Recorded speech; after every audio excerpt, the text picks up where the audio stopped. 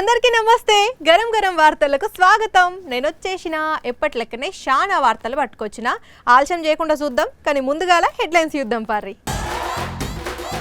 ప్రేమ పాటలు పాడుతున్న ఇంద్రబాబు. నీ ఆశే నాకు ఆరాధనం, ప్రేమించే గుండె ఒక నందనం. ఏదో మాట్లాడబోయి ఇంకేదో మాట్లాడుతున్నాడు చంద్రాలు. నవ్వు తెప్పిస్తున్నాయి ఆయన మాటలు. మంత్రి పదవుల కోసం గరమైతున్నారు కాంగ్రెస్ వాళ్ళు. సొంత పార్టీల మీదనే మాట జారుతున్నారు సీనియర్ లీడర్లు. ఇంద్రబాబుకు ఈ మధ్య ఏమైతుందో, ఏదేదో మాట్లాడుతున్నాడు, ఏమేమో చేస్తున్నాడు. ఎంతైనా వయసు మీద పడితే అట్లనే ఉంటది తీయుండ్రి. ఇంతకు ఇప్పుడేం చేస్తుండవు కదా. నాకు ఆరాధనం, ప్రేమించే గుండె ఒక నందనం. అప్పగించాను నా జీవితం, నా ప్రాణం పునరంకితం. ఇంద్రబాబు గారు, మీరేంటి సార్ సింగులు సింగుతున్నారు? మీ లోపల ఆ సింగర్ కూడా ఉన్నాడా? నా లోపల ఉండని వాళ్ళు ఉంటారా? నేను వరల్డ్ ఫేమస్. ఎన్ని రోజులు నా లోపల ఉన్న సింగర్ పడుకున్నాడు. ఇప్పుడు ఎండాకాలం కదా సార్, ఉబ్బరిచ్చుంటది, అందుకే లేసాడేమో కదా. జోకులొద్దు. ఎంతకి మ్యూజిక్ ని కనిపెట్టింది ఎవరో తెలుసా? మీలో పడుకున్న ఆ సింగరేనా సార్? కాదు. ఇంకెవరు సార్ మరి? ఇంకెవరు? నేనే నేనే. చలియ చలియ చలియ చలియ అలల ఒడిలో ఎదురు చూస్తున్నాం, తను నదిలో మునిగి ఉన్నాం, చెమట జడిలో తడసిపోతున్నాం. ఇంద్రబాబు గారు, మీరు దోమల మీద యుద్ధం చేస్తారని తెలుసు గాని ఇలా పాటల మీద కూడా యుద్ధం చేస్తారని ఇప్పుడే తెలిసింది సార్. ఎప్పుడు తెలిసిందేంటి? మొట్టమొదటిగా ఏ ప్రపంచానికి పాటను పరిచయం చేసింది నేనే. అసలు ఈ ప్రపంచానికి మీరు పరిచయం చేయంది ఏమున్నది సార్? ఇంకా చెప్పాలంటే ఈ ప్రపంచాన్నే పబ్లిక్ కు మీరే పరిచయం చేపిస్తారు. మీరే గనక ఉండకపోయి ఉంటే ఈ ప్రపంచం ఉందనే విషయం కూడా మాకు తెలిసేది కాదు. అసలు పాటకు అర్థం పరమార్థం చెప్పమని ఎవరన్నా అడిగితే మీ పేరు చెప్తే సరిపోతుందేమో. అంత గొప్ప రోగాలు మీవి. రోగాలంటే రోగాలు? అయ్యో, అది రోగాలు కాదు సార్, రాగాలు రాగాలు. అదే, నా రాగానికి స్పెషల్ ఫ్యాన్స్ ఉన్నారు తెలుసా? పచ్చ ఫ్యాన్సా? మీరు తానా అంటే వాళ్ళు తాందానా అంటారు. మొత్తం భజన భజన కీర్తనలే కదా. జయము జయము ఇంద్రబాబు, జయము నీకు ఇంద్రబాబు, నీకెవరు సాటి లేరయ్యో ఇంద్రబాబు, సూపర్ 6 కు దిక్కు లేదయ్యో ఇంద్రబాబు. అదేంటి సూపర్ 6 టాపిక్ ఎత్తావు? అయితే అర్జెంట్ గా మళ్ళీ ఒక పాట వేసుకోవాల్సింది. హృదయం ఎక్కడున్నది, హృదయం ఎక్కడున్నది, నే చుట్టూనే తిరుగుతున్నది. అందమైన అబద్ధం ఏంది? అన్ని అబద్ధాలేనాయే. ఏంటి అలా అంటారు మీరు? మరి మీరు ఇస్తానన్న ఒక్కటన్ని ఇచ్చిండ్రా? అవి ఇవ్వలేదనే కదా ఇలా పాటలు పాడేది. ఈ పాటలు వింటే ఏమొస్తుంది? ప్రేమ వస్తుంది. ప్రేమ. మీరు కోపం తగ్గించుకొని ప్రేమ చూపించాలి. అబ్బా, చంద్రబాబును కలర్ జిరాక్స్ తీస్తే మాట్లాడినట్టే మాట్లాడుతున్నావు కదా. ఆయన ఏం మాట్లాడాడు ఇంతకి? ఆయన కూడా సేమ్ ఇట్లనే. అందరూ సూపర్ 6 ఏవి అని అడుగుతుంటే అవిటి గురించి మాట్లాడు బంద్ చేసి నాకు మీ ప్రేమ కావాలి అని అంటున్నాడు బాబు. నాకే ఆశలు గాని ఆలోచనలు గాని లేవు. మీ ప్రేమ కావాలి, మీ ప్రేమ కావాలి, మీ ప్రేమ కావాలి. ఇన్నవా? ప్రజల మీద బాబు ప్రేమ చూయించకపోయినా, సూపర్ 6 హామీలు ఇయ్యకపోయినా ఏం కాదు గాని ఆయన మీద ప్రేమ చూయించాలన్నట పబ్లిక్. ఆయన అట్లా మాటలతోని ఎల్లదిద్దామని చూస్తుండు, నువ్వు ఇట్లా పాటలతోని ఎల్లదిద్దామని చూస్తున్నావా? నడు. వెళుతున్నా వెళుతున్నా దూరంగా వెళుతున్నా, వెళ్ళాలని లేకున్నా దూరంగా వెళుతున్నా. ఎల్లు ఎల్లు, మళ్ళా ఇటు రానే రాకు.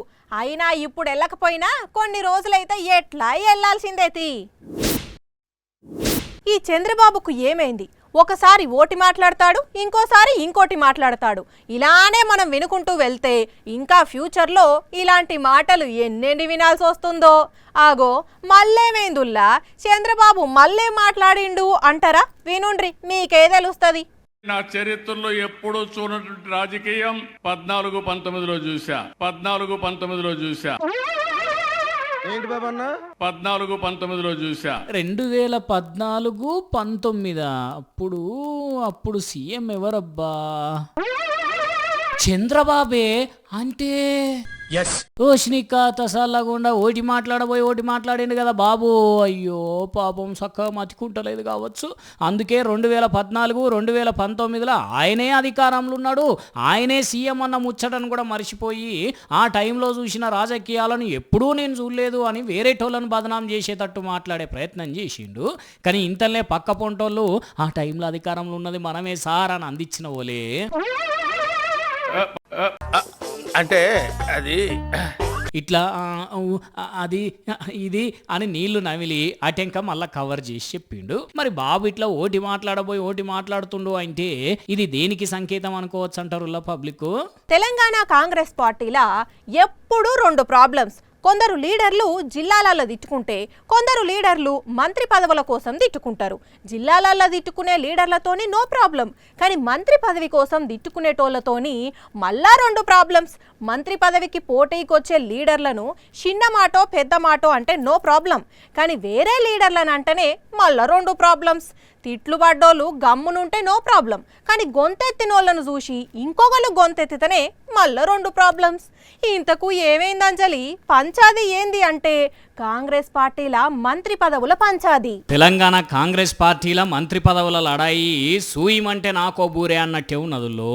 అవు నిన్నటికి నిన్న కోమటిరెడ్డి రాజగోపాల్ రెడ్డి సారు బరాబర్గా మంత్రి పదవి ఇవ్వాల్సిందే, ఇచ్చి తీరాల్సిందేనని కడుపులున్నదంతా బయటికి గక్కితే ఇప్పుడు రాజగోపాల్ రెడ్డి సారు బాటలో ఎమ్మెల్యే ప్రేమ్ సాగర్ రావు ఇంకొక అడుగు ముందటికేసి ప్రేమగా కాకుండా జర ఘాటుగా గలమెత్తిండు. మొత్తం టీఆర్ఎస్ 2 సార్లు, బీజేపీ అన్ని పార్టీలు తిరిగి వచ్చిన ఎవరైతే ఉన్నారో వాళ్ళు కూడా ఇవాళ మంత్రి పదవి అడుగుతున్నారు. వాళ్ళు ఒక కుటుంబంలో 3 అయిపోయినాయి, ఇంకోటి ఇచ్చేస్తే జిల్లాను కాంగ్రెస్ పార్టీ వాళ్ళు దత్తత చేసి అమ్మజేయింది. అప్పుడు కానీ ఈ జిల్లా ఉమ్మడి జిల్లా అనేది తెలుస్తుంది మీకు. ఇన్నారులా ప్రేమ్ సాగర్ రావు మాటల్ని మరి ఎవరినన్నాడో ఏమో గాని ఎవరో పార్టీ మారొచ్చిన లీడరు మంత్రి పదవికి అడ్డం వస్తున్నాడట, కాళ్ళల్లా కట్టె పెట్టినట్టు చేసి జర్రంత ఇబ్బంది పెడుతున్నాడట.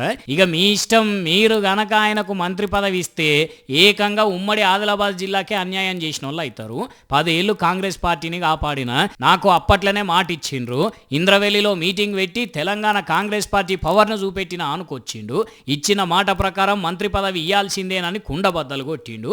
మరి 2 రోజుల్లో 2-3 లీడర్లు మంత్రి పదవి పైన మక్కువ చెప్పి బరాబర్ ఇయ్యాల్సిందేనని పార్టీని కోరుతున్నారు అంటే ఢిల్లీలో రాహుల్ గాంధీ, ఖర్గే, ఇక్కడ రేవంత్ సారు ఏ నిర్ణయం తీసుకుంటారో గాని ఒకలాగంక మంత్రి పదవులు ప్రకటిస్తే టగ్గఫర్ నడిచేటట్టే కొడుతున్నది. పోండి, ఇప్పుడు మనిషి జీవితం అంతా ఆన్లైన్ అయిపోయింది. తినే తిండి ఆన్లైన్ అయిపోయింది, పంపే పైసలు ఆన్లైన్ అయిపోయినాయి, ఆఖరికి ఆడే ఆటలు కూడా ఆన్లైన్లోనే ఆడుతున్నారు. కానీ వెనకట మొత్తం ఎట్లుండేది? మొత్తం ఆఫ్లైనే. ఆఫ్లైన్లోనే తినేది, ఆఫ్లైన్లోనే ఆటలు ఆడేది, ఆఫ్లైన్లోనే చూసేది కూడా కదా. అయితే ఇప్పుడు మీ అందరి కోసం వెనకటోళ్ళు ఆడిన ఒక ఆట చూపెట్టబోతున్నా.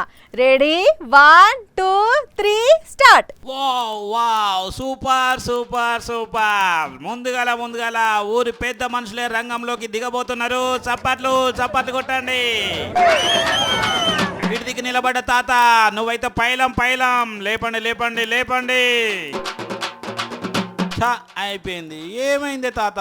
మీరు ఎన్నికటి పవర్ చూపెట్టి ఎత్తుతారా అనుకుంటే ఎత్తేసి మొత్తుకున్నట్టే చేస్తుంది. సరే, మీరు పక్కన నిల్చుండోరి.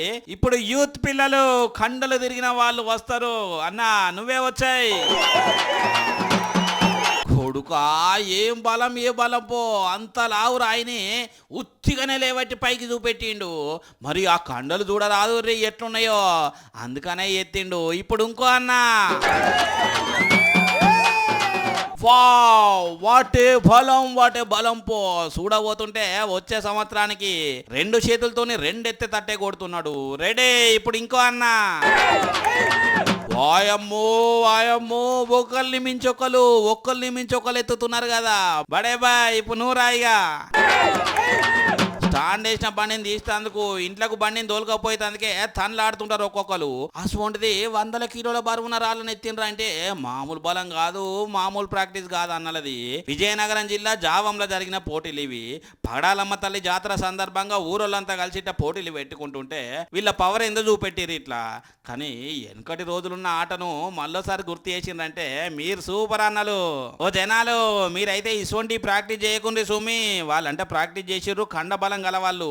మీరు గిట్ట ప్రయోగాలు చేస్తే లేనిపోని పీకులాట ఈ నడుం గిట్లా పట్టేసుకుంటది సరేనా. అప్పుడు ఇవి లేపుడు కాదు, లేపేటి కూడా లేపరేమో మరి జాగ్రత్త. పంతుళ్ళు పాఠం చెప్పినంతసేపే లెక్క, పాఠం అయిపోయి బయటికి పోంగనే ఇక కథం. సారంటే లెక్క చేయరు, గీరంట లెక్క చేయరు, అసలు పట్టించుకోరు. అంతెందుకు సార్ ఎక్కడన్నా బయట కనపడ్డా కూడా నమస్తే పెట్టాల్సి వస్తుందని పక్కకెళ్ళిపోతారు, లేకుంటే ఫోన్ రాకుండా వచ్చినట్టు మాట్లాడి ఎస్కేప్ అవుతారు. అసొంటి స్టూడెంట్స్ ఉన్నారు కదా ఈ రోజుల్లో, కానీ అందరు స్టూడెంట్స్ అట్లా ఉండరుల్లా. విద్యా బుద్ధులు నేర్పి భవిష్యత్తుకు బాటలు చూపి ప్రయోజకుని చేసిన పంతులకు బ్రహ్మాండంగా సన్మానించి ఈ కాలం చదువుకునే పిల్లగాళ్ళకు మంచి సందేశం ఇచ్చిర్రు. ఇంకో ఈ స్టూడెంట్స్ అలా చూడండి ఎట్లా పూలు తల్లకుండా స్టేజ్ మీదకి పట్టుకొచ్చిండ్రో. సారు పేరు నల్లా శంకరు. 1983 నుంచి 1991 వరకు, అంటే దగ్గర 40 ఏళ్ళు జగిత్యాల జిల్లా కోరుట్ల మండలం సంగంలా పిల్లలకు పాఠాలు చెప్పిండట. అప్పుడు సార్ చెప్పిన చదువుకు ఇచ్చిన గైడెన్స్కు అందరికందరు విద్యార్థులు ఇప్పుడు గొప్ప పొజిషన్లు ఉండేసరికి దీనికి అంతటి కారణం శంకర్ సారేనని వెనకటి రోజులను గుర్తు తెచ్చుకొని సారోళ్ళ ఇంటికి పోయి రిక్వెస్ట్ చేసి దంపతులను తీసుకొచ్చి ఇట్లా జోర్దారుగా మీటింగ్ పెట్టి సన్మానించారు. పిల్లలతోని డ్యాన్స్ ప్రోగ్రామ్ కూడా పెట్టారు. పోనీ సారు మీ స్టూడెంట్స్ చూస్తుంటే వాళ్ళు చూపెట్టే పాయరానికి ఏమనిపిస్తున్నది? సన్మానం చేయడం చాలా అదృష్టంగా భావిస్తున్నాను. మీరు గా మాట్లాడింది సారు, మీకు సన్మానం చేయడమే మా అదృష్టం అని మీ స్టూడెంట్సే అనుకుంటుంటే మా అదృష్టం. మాకు ఇట్లాంటి సార్ దొరకడం కూడా మాకు ఏజెంట్లు వేసుకున్న అదృష్టం. 30-40 సంవత్సరాల అనుబంధం మా ఊరికి సార్. మా తరం నుంచి పడితే మా పిల్లలు అంటే 3-4 తరాలు కూడా సార్ దగ్గర చదువుకున్న వాళ్ళు ఉన్నారు. ఇది అన్నమాట అసలు ముచ్చట. మరి ఇంతమంది పిల్లలను ప్రయోజకులను చేసిడంటే పిల్లలు ఎట్లా మర్చిపోతారు, పిల్లల తల్లిదండ్రులు ఎట్లా మర్చిపోతారు, ఊరు ఎట్లా మర్చిపోతారు. కానీ స్టూడెంట్స్ గ్రేట్ పోండ్రి. 10వ తరగతి అయిపోతే బస్సులో సార్ వచ్చి పక్కన కూర్చున్న పలకరియని స్టూడెంట్స్ చూస్తున్న ఈ రోజులల్లా ఇట్లా సన్మానం చేసుడు మామూలు ముచ్చట కాదు కదా. అది వరంగల్ జిల్లా వర్ధన్నపేట మండలం ఇల్లంద. ఈ ఊర్లో ఒక ఫ్యామిలీ వాళ్ళు పూరి గుడిసెలు ఉంటారు. అయితే ఇంటోళ్ళంతా అంతసేపు ఇంట్లోనే ఉన్నారు, మాట్లాడుకున్నారు. జస్ట్ అప్పుడంటే అప్పుడే అట్లా బయటికి వెళ్ళిండ్రు. మళ్ళీ వచ్చేసరికి ఇల్లే లేదు. అట్లని ఎవరన్నా ఇల్లును తీసేసిండ్రా అంటే తీయలేదు. కానీ ఇల్లుతో పాటు లోపటున్న సామాను కూడా ఏం మిగల్లేదు. ఇంతకు ఏమైంది అంటారా? పాపం ప్రమాదం జరిగిందుల్లా. అయ్యో, ఒక్క పైసా కాదు 2 పైసలు కాదులా పాపం 70,000 రూపాయలు కాలి బూడిదైనాయి. కొన్ని నోట్లు అయితే సగం కాలి. ఈ పైసలే కాదు, బియ్యం, పప్పులు, ఉప్పులు, బట్టలు అంతా సామాన్ అంతా ఇంకో ఇట్లా బూడిదైనాయి. కొంత సామాన్ ఏమో ఎటు పనికి రాకుండా అయింది. అసలు ఈ గుడిసెట్లా కాలిపోయింది అక్క. మొత్తం కాలిపోయిన పైసలు నా బిడ్డ తెలవకుండా భర్త కూడా తెలవకుండా దాచిపెట్టుకుంటే పైసలు జాగొనుకుంటా ఇల్లు కొనుక్కుంటాను. దీపం పెట్టి మా బిడ్డ బయటకెళ్ళి నీరు పట్టుకుందామని వచ్చింది. అయ్యో పాపం, ఇన్న రానుల్లా దేవునికి దీపం పెట్టి బయటికి వచ్చేసరికి ఇదంతా కథ అయిందట. పాపం అక్క పెన్విటికి తెలవకుండా దాచుకున్న పైసలు కూడా ఆగమైనాయట. ఇల్లు కొనుక్కుందాం, మంది జాగల ఎన్ని రోజులు గుడిసేసుకొని ఉంటాం, వచ్చేది అసలే ఆనకాలం, ఇసిరిసిరి దంచుతుంటే ఉండు కష్టమవుతుందని అక్కడిక్కడే ఇల్లు కోసం ప్రయత్నాలు చేస్తుంటే జరగరాని ఘోరం జరిగింది. ఇట్లా ఓ వరంగల్ జిల్లా మంత్రులు సీతక్క, సురేఖక్కలు జర వీళ్లకు ఇల్లు ఆర్థిక సాయం చేసే ఉపాయం చేయరు మేడం. పాపం కట్టు బట్టలతో మిగిలినరు. తినతందుకు తిండి కూడా లేకుండా అయింది. కష్టాలు ఉన్నోళ్ళకే కష్టాలు అత్తైపోండ్రి. ఆ చదువులు చదివి పిహెచ్డి, ఈ చదువులు చదివి పిహెచ్డి, ఆ పిహెచ్డి, ఈ పిహెచ్డి అని ఓ లోకం మీద బొచ్చడు పిహెచ్డీలు చేసిన వాళ్ళను చూసినాం, మాట్లాడినాం కదా. కానీ ఎప్పుడైనా బంగారం కొట్టేసుట్లా పిహెచ్డి చేసిన వాళ్ళను చూసిండ్రా? ఆహా, చూసిండ్రా అంటున్నా. అరే, బంగారం కొట్టేసేటోళ్ళు పిహెచ్డి చేసుడు ఏందంజలి అంటే మీరు పిహెచ్డి చేయలేదు కాబట్టి మీకు అర్థం కాదు. అందుకనే ఒక్కసారి ఇటు చూసేయండి. రైట్, ఇగో ఈ అక్కనే బంగారం కొట్టేసుట్లా పిహెచ్డి చేసింది. మంచిగా కుర్చీలో కూర్చొని తీ బంగారం తీ, నువ్వు అమ్మాలే, నేను కొనాలే, మెడలు వేసుకోవాలి అని బంగారం ఓనర్తో బేరం ఆడితే ఇగో ఇది నీకు మంచిగా ఉంటుంది అక్క అనిస్తే ఇట్లా మెడలో పెట్టుకున్నది, సంబరపడ్డది. వెనకాల అద్దంలో చూసుకుంటున్నది వెనుకకు పోయింది. అయితే ఇంతసేపు ఈ అక్క అక్క కూసిన కుర్చీని మాత్రం వీళ్ళు కబ్జా చేసిండ్రు. ఇక వీళ్ళు బంగారం బేరం షురు చేసిండ్రు. కానీ వెనక పోయిన అక్క ఇటు దిక్కు వస్తలేదు. ఓనర్ కూడా బిజీ అయిపోయిండు. అటు పోయిన అక్కను అట్లనే మర్చిపోతే చిన్నగా డోర్ దగ్గరకు వచ్చిన అక్క ఏం చేసిందో చూడండి. కథం టాటా బై బై అయిపోయి పసిడి పట్టుకొని పత్తాకు లేకుండా పరారైంది అక్క. ఇంకా ఇక్కడ అసలు ట్విస్ట్ ఏంటంటే దొంగతనం జరిగినాక ఎప్పుడో రాత్రిపూట ఓనర్ చూసుకుంటే గప్పుడు గుర్తొచ్చిందట. నారాయణపేట జిల్లా కోస్గిలో ఉన్న ఒక బంగారం దుకాణంలో జరిగింది ఇది.